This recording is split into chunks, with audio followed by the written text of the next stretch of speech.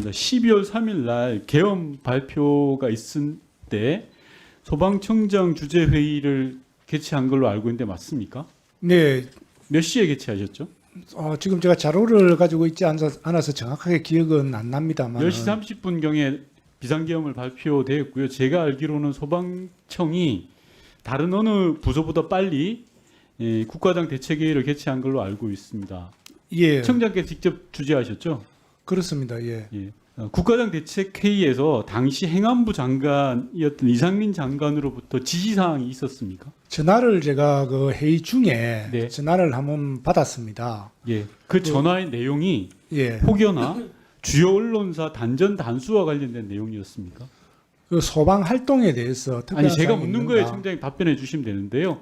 예. 이상민 전 장관이 전화로 청장님께 의논했던 또는 통보했던 내용이 주요 언론사 단전 단수와 관련된 내용이었습니까? 있었습니까? 없었습니까? 정확하게 기억나지 않습니다. 아니 청장님 한 달 같이 난 건데 그게 기억이 안 난다. 언론사 단전 단수라는 그만큼 주요한 사안이 어디 있습니까? 그게 기억이 안 난다고 하실 일인가요?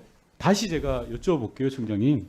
이상민 장관이 청장께 주요 언론사 단전 단수 지시하셨죠? 그 경찰에서 연락이 오면은 아니요, 제가 분명하게 다시 여쭙게요. 예, 저희도 내용을 알고 말씀드리는 겁니다. 12월 3일 날 소방청장 주재 국가장 대책회의를 하실 때 중간에 이상민 장관으로부터 전화가 왔고 그 장관 이상민 전 장관의 내용에는 단전 단수 지시, 주요 언론사 단전 단수 지시가 있었다.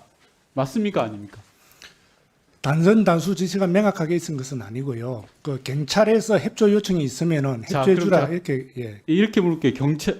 경찰에서든 어디 기관에서든 주요 언론사에 대한 단전 단수를 할 때 소방청이 협조해라 이런 지시 있었습니까? 약간 그런 뉘앙스였습니다. 그게 그거죠. 그런 뉘앙스라는 게 말이 됩니까, 청장님? 제가 추가로 또 여쭤보겠습니다. 청장님께서는 그런 지시를 제3자에게 이관한 적이 있죠. 그날 회의석상이었기 때문에 네, 옆에 그 차장이 앉아 있었는데요. 예. 같이 차장하고 간단하게 뭐 이야기하는 아니요, 정도였습니다. 차장이 아니라 제가 다시 또 묻겠습니다. 청장께서 서울소방재난본부장한테 이 지시 내용을 이첩하신 적 있죠? 제가 지시하지 않았습니다. 그러면 청장께서는 행안부 장관으로부터 주요 언론사 단전 단수 요구를 받아서 어떻게 하셨습니까? 그래서 좀 전에 그 말씀드린 것 같이 차장하고 의논을 했는데 그 부분에 대해서 특별하게 어떤 액션을 취한 것은 없습니다. 특별한 액션을 취한 게 아니라 이건 나중에 국정조사라든지 아니면 경찰 수사, 특검 수사를 통해서 드러날 일입니다. 본 예. 의원이 확보한 제보에 따르면 청장께서 지시를 내렸다라는 제보가 있습니다. 다시 한번 묻겠습니다. 청장이 그 내용을 다른 제3자에게 단 한마디도 한 적이 없습니까? 그 회의에서 또는 직원들에게 지시하지 않았습니다. 지시하지 않고 이야기한 적은 있습니까? 좀 전에 말씀드렸습니다만 옆자리에 차장이 앉아 있었기 때문에 그런 상태에서 그 장관님이 전화 오신 내용을 자, 이상민 장관이 주요 언론사 단전 단수 지시가 떨어졌다라는 이야기를 차장에게 했다는 거죠. 단전 단수 지시라고 정확하게 말씀드릴 수는 아닌 것 같고요. 자, 그러면 이상민 전 경찰청에 장관이 정확하게 뭐라고 하셨습니까? 이제 기억이 되살아나는 것 같으니까요. 그러니까 이제 그 어떤 그 특정 그 몇 가지 언론사에 대해서 경찰청 쪽에서 요청이 있으면은 협조하라는 그런 내용이었습니다. 자, 몇 가지 언론사에 한겨레 신문 들어갑니까?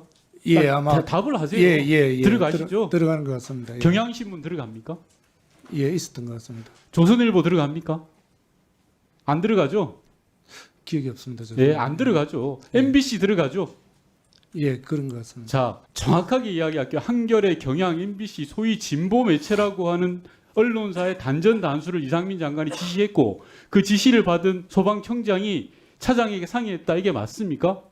예, 옆자리에 앉아 있기 때문에 그 같이 이야기를 했습니다. 자, 좋습니다. 청장께서 이상민 장관의 주요 언론사 한겨레, 경향, MBC의 단전 단수 조치 지금 청장께서는 그 자리에서 다른 하부 기관이나 다른 사람에게 지시한 적은 없다라고 하는데 이 부분은 차후에 경찰 조사라든지 특검 조사 또는 국정조사 특위에서 밝혀질 부분이라고 생각을 합니다. 당시에 청장께서는 장관의 그런 불법적이고 위헌적 지시에 대해서 뭐라고 했습니까?